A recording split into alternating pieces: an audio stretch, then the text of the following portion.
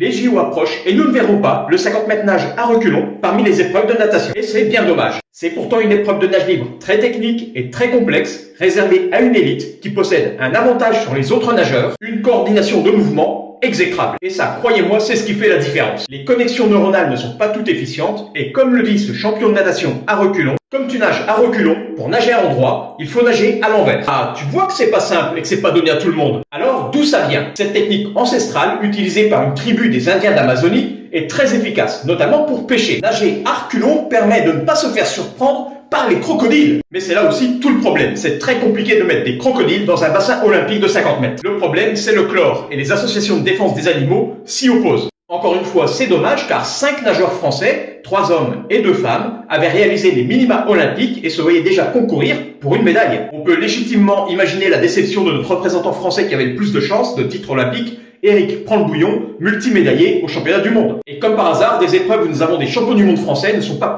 acceptées comme épreuves olympiques. Et c'était la même chose pour l'épreuve du 110 mètres sous les haies, où notre championne française, Sarah Zmot, n'a pas été prise parce que l'épreuve n'est pas olympique. Moi, je pense qu'il y a un complot.